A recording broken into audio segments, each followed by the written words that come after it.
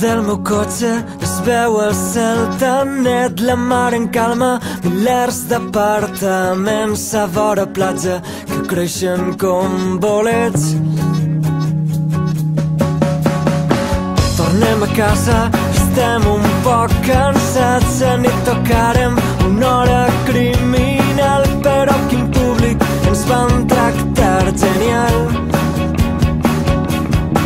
Seguirem cantant ben fort fins que ja no ens quede veu. Cantarem amb l'esperança a flor de pell. Sense adonar-nos, el temps passa volant. La carretera és l'espina dorsal d'un territori que costa vertebrar. Matem les hores parlant de tot un poc, sentint la ràdio, somiant noves cançons. Últim peatge, pareix que ja estem prop. Seguirem cantant ben fort fins que ja no ens quede veu. Cantarem amb l'esperança a flor de pell. Seguirem cantant ben fort fins que ja no ens quede veu.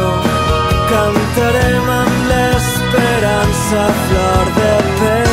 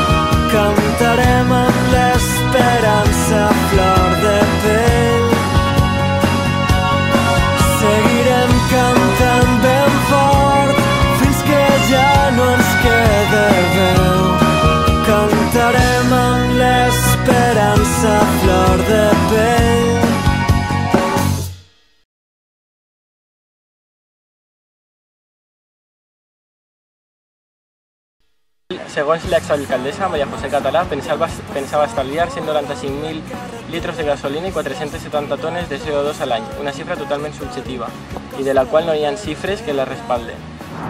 Parte del dinero del Planet fue destinado a levantar aceras y poner otras nuevas, cuando podía haber sido destinado a crear carriles bicis o habilitar la avenida para carriles bicis. Una normativa de circulación de bicicletas, estas deberían llevar luz delantera y trasera, igual que timbres homologados. De lo primero carecen y de lo segundo muchas no la tienen. Cantarem amb l'esperança a flor de pell. Per què l'Ajuntament obliga els treballadors a anar en cotxe privat al carrer mitjà? L'únic accés al polígon industrial en bicicleta és el Pont Blau i no hi ha servei d'Orrenbus fins allí. Va dir el govern del Partit Popular en 2009, el lloguer de les bicicletes suposaria un estalvi de 190.000 litros de gasolina a l'any i de 470 tones de CO2. En canvi, és impossible complir aquestes xifres, ja que les infraestructures de Torrent no estan adaptades a les nostres necessitats. A més, l'alcaldessa Amparo Folgado pensa que podem augmentar en 2 anys dels actuals usuaris a 5.000, lo que triplicaria la cifra actual.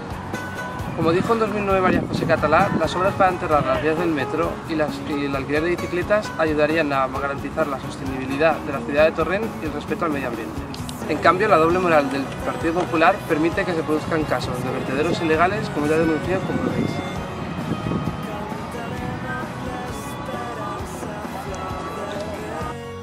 El balafiament de recursos de l'Ajuntament de Torrent ha sigut financiar noves bancades, 75 nous enganxes, 65 bicicletes i 10 noves bicicletes elèctriques per a serveis municipals, de les quals no sabem el seu ús.